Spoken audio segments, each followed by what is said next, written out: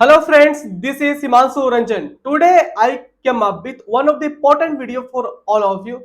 Today I am going to discuss with you the previous question paper of MP PGCL का जो examination हुआ था पिछले बार, okay, for the post of accounts officer. So today I am going to discuss with you the question paper for this examinations.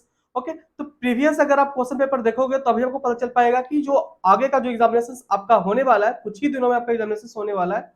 Okay तो उसमें paper कैसा आ सकता है, क्योंकि बहुत सारे पेपर ऐसा देखा जाता है कि जो पीछे का जो एग्जामिनेशन होता है उससे सिमिलर टाइप का क्वेश्चंस पूछे जाते हैं, लगभग उसी टॉपिक से क्वेश्चंस पूछे जाते हैं। तो अगर आप क्वेश्चन देखते हो तो आपको काफी कुछ समझ आएगा। So today I am going to discuss with you everything in this video. So first of all I will tell you that कि आपका एग्जामिनेशन कुछ ही दिनों में होने वाला है। So if you are preparing for this examination, so courses are available on my website himanshuclasses.in। वहां पे आपको मोर देन 6000 प्लस एमसीक्यूज मिलेगा। वो जो एमसीक्यूज रहेगा वो आपका जो भी सब्जेक्ट है और टॉपिक है, सब्जेक्ट वाइज और टॉपिक वाइज रहेंगे। इसके अलावा और आपको more than 33 plus previous year question paper मिलने वाला है। उसमें आपको ये एमपीपीजीसीएल का पेपर भी रहने वाला है और भी वेरियस पीएसयू का क्वेश्चन पेपर रहेगा। एमपीपीजीसीएल का रहेगा, यूपीपीसीएल का रहेगा, बीएचईएल का रहेगा, ओएनजीसी का रहेगा, कोल इंडिया का रहेगा और भी वेरियस पीएसयू का पेपर रहेगा, जिससे कि आपको काफी कुछ हेल्प होगा, आपको काफी कुछ समझ आएगा कि पेपर आता कैसा है पीएसयू में। ठीक है, तो अभी हम कुछ पेपर ही डिस्कस करते हैं, कुछ क्वेश्चन डिस्कस कर देते हैं। बाकी अगर आप कोर्सेज परचेस करोगे तो आपको ये मिल जाएगा पेपर। ठीक है, अकाउंट्स ऑफिसर का है, पिछले बार एग्जामिनेशन हुआ था, जैसा आप देख सकते हो 2018 में एग्जामिनेशन हुआ था। ओके सो यहाँ पे मेंशन किया हुआ है सब कुछ। Very few questions now I am going to discuss with you.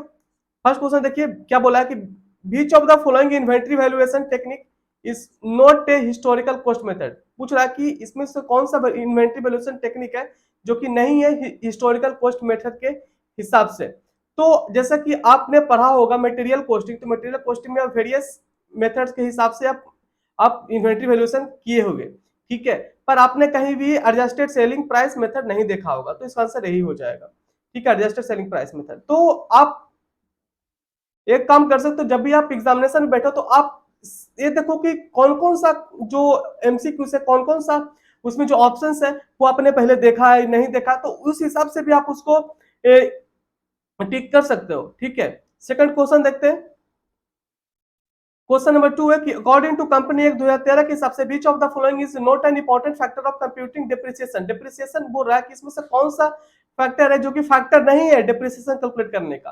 तो जब भी आप डिप्रिसिएशन कैलकुलेट करते हैं तो कॉस्ट ऑफ एसेट माइनस आप करते हैं रेसिडुअल वैल्यू, जो कि आपका स्क्रैप वैल्यू कोई भी होता है, और डिवाइड करते हैं उसको आप estimated useful life of the asset से। ठीक है, पर वहां पे कहीं भी आपको एनआरवी ऑफ द एसेट देखने को नहीं मिलता है। ठीक है, तो इसका आंसर ये हो जाएगा NRV of the asset after 1 year. ठीक है, तो पूछा था कि which of the following is not an important factor for computing depreciation, तो एनआरवी हो जाएगा। ठीक है, सो आगे बढ़ते हैं। Out of the following which item will be shown as non current liability in company balance sheet. Non current liability मतलब non current liability means more than 1 year का कौन सा लायबिलिटी है। तो जो लॉन्ग टर्म बोरोइंग होता है वो मोर देन 1 ईयर का होता है, तो लॉन्ग टर्म बोरोइंग हो जाएगा। ओके सो ये सब ऐसा ही क्वेश्चन आपको है, ऐसा ही क्वेश्चन आप एक्सपेक्ट कर सकते हो जो कि आपका अपकमिंग एग्जामिनेशन होने वाला है, कुछ ही दिन में आपका एग्जामिनेशन होने वाला है, उसमें भी इसी तरह का क्वेश्चन देखने को मिलेगा। ठीक है, सो अगर आप कोर्सेज परचेस करोगे तो आपको वेरियस पीएसयू से क्वेश्चन पेपर मिलेगा, एबी पेपर मिलेगा और भी वेरियस और भी एमसीक्यूज मिलेगा आपको। मिला जुला कर टोटल अगर एमसीक्यू की बात करें previous year paper as well as 6000 वो, तो आपको मोर देन 10,000 प्लस एमसीक्यूज मिलेगा अगर आप कोर्सेज परचेस करते हो। तो वो कोर्सेज आपको अवेलेबल है himanshuclasses.in वेबसाइट पे, link is also given in description box of this video.